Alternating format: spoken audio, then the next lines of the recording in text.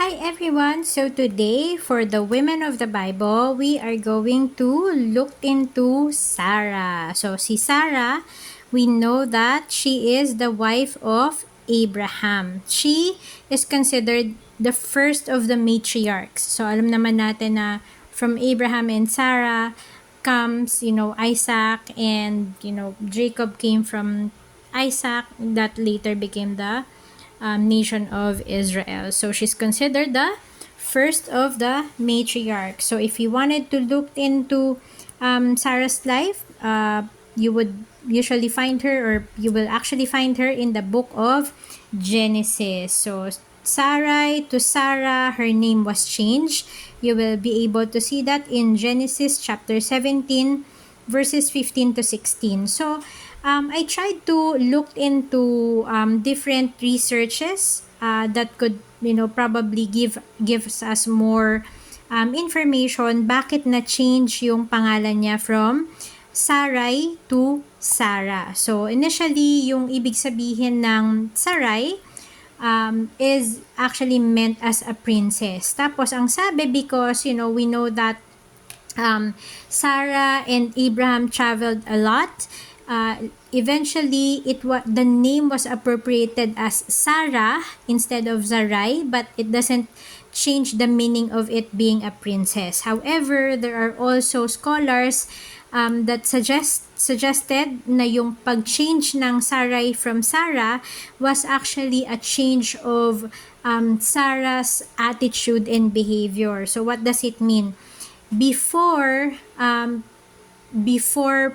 she got pregnant with the promised child of Isaac from God, he was so he was so focused and possessive of Abraham. But eventually, because she knew yung prophecy about her having a child, then because of that, her God was able to change her heart, and that reflected from being a possessive wife to become the devoted mother and wife as a mother of nation of Israel. So yun yung mga ibang suggested information about the change of name from Sarai to Sarah.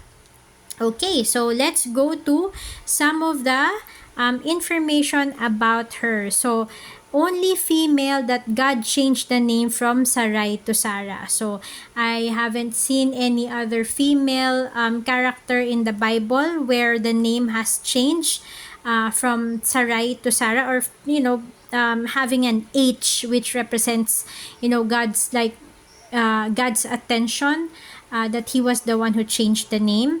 And then she is also married to Abraham. Abraham is also a relative from the side of Sarah's father, who is Haran. So dati nung panahon na yon, they do that. It's not, so this is where we will say not everything that you read in the Bible is prescriptive. Some of those, because it is historical, it is just descriptive. So what does it mean? It means that it was written historically to describe what had happened. So sinasabi dito that Sarah was married to Abraham, who is a near relative to her because of her father Haran. But it is not prescribing that we can actually marry our near relative. This is just descriptive. It is not prescriptive. Okay? Alright. So next, Sarah was childless for decades and bare a child at the age of 90 years old. So everyone, if not everyone, most of us knew that Sarah was on her old age already. That's why when God revealed to her that, she will bear a child from Abraham, hindi talaga siya agad naniwala, and she even chuckled, yung parang natawa siya ng konti, kasi nga parang at my old age ngayon pa talaga sasabihin ni God that I will bear a child, 'di ba? And that's why nung umpisa, she actually used her maid servant, 'di ba, si Hagar, kaya nagkaroon ng Ishmael, because she thought that it is impossible for her to still bear a child for Abraham. So dati ganun din yung ginagawa nila na they can actually give their maid servant to their husband so that they can bear a child um, to the husband for her. So kumbaga anak pa rin niya yon. But eventually, the things didn't end up well between her and Hagar. But God fulfilled His promise to Sarah and to Abraham that they are the one who will bear the a son who will eventually be one of the forefathers of the nation of Israel. And then here, Sarah named her son. So, 'di ba, nagkaroon siya ng anak at the age of 90, which is very impossible, but God made it possible for her, 'di ba? So, Sarah named her son Isaac, which means laughter. So, some of the scholars suggested as well na probably because, at the time that God told her about this promise and prophecy that she will bear Abraham a son, she chuckled, 'di ba? Natawa siya kasi nga hindi niya maisip na at her, old age, magkakaroon pa siya ng anak. So, she named Isaac as Isaac, which means in Hebrew it is laughter. Okay, so let's go to the character of Sarah according to her challenges. So I write down here some of her challenges which we can eventually learn from. So ang sabi dito sa Genesis chapter 11 verse 31 and Genesis 18 as well, much of her life, yung life ni Sarah, she actually travels and move a lot with Abraham. Mababasa niyo yun, they're moving from place to place. Sometimes, 'di ba, nangyayari pa, Abraham would actually tell, the people there that she is his kapatid, sister niya, para hindi sila mapahama kasi nga maganda rin si Sarah.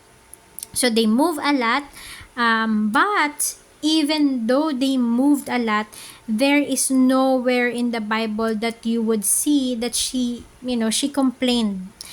Kasi syempre pag-iisipin mo parang lalo na pag tumatanda ka na, you continually move, 'di ba? Nakakapagod din, but never did I ever see na Sarah was actually complaining about them moving from place to place.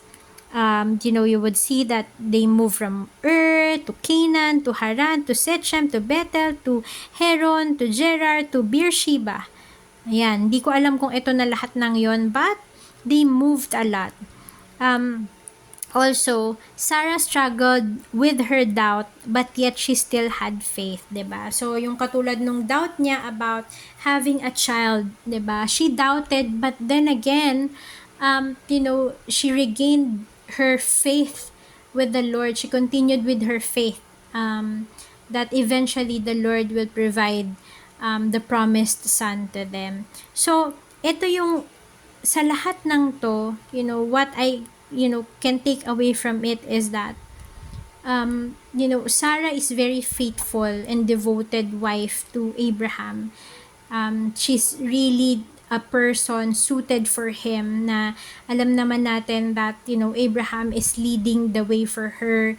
Kung nasan si Abraham, dun din siya. She supports whenever they move. She even supports yung mga kalokohang naiisip ni Abraham. Like, she committed to be that person who will be with Abraham to the very end.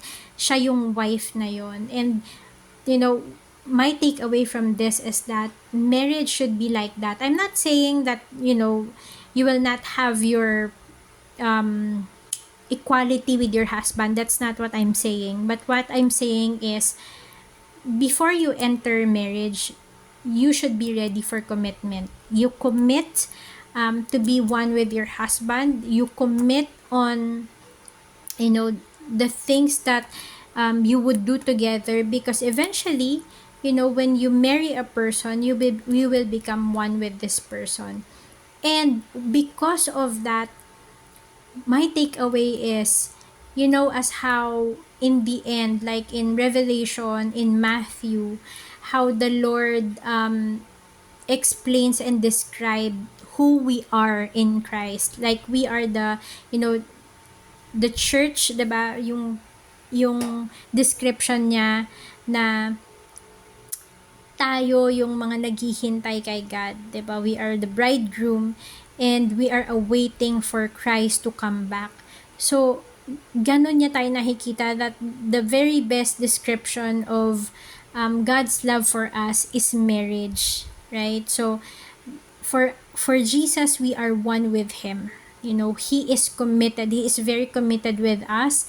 And it's the same way that, because of his love, we should also be committed to Jesus, because there's nothing like, although dito, di ba, nakita natin kung paano nagsistumble talaga si Abraham and si Sarah. It's not like with Christ. We know that Jesus is God. He is perfect.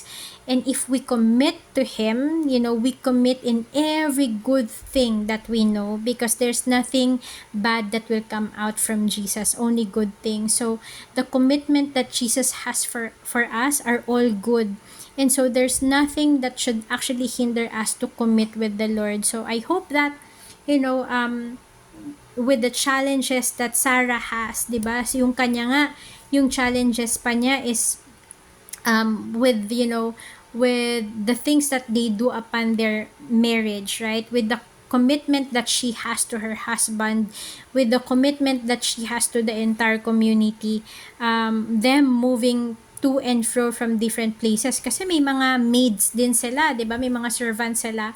And she's also overseeing them upon they move, because sila yung mga masters, 'di ba? So her commitment to do that, napaka-challenging nun, 'di ba? And yun is yung commitment pa niya while she's walking with Abraham. But our commitment is actually while we are walking with the Lord. And that commitment is not anchored to anybody, not to a person. But that commitment that we have is actually anchored to God, to Jesus Christ, right? His Son. So, that commitment has power.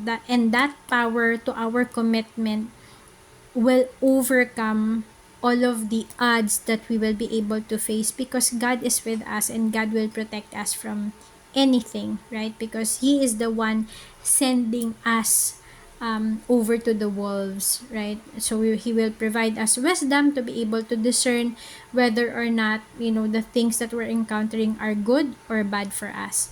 So I hope that you get something from it. If you have questions or clarifications, especially kung may nasabi ako that I might have misstated anything, please comment down below, and I would be happy to correct it and to discuss it with you. And I hope that you are also encouraged to do your own character study in the Bible. So have a blessed day. Bye!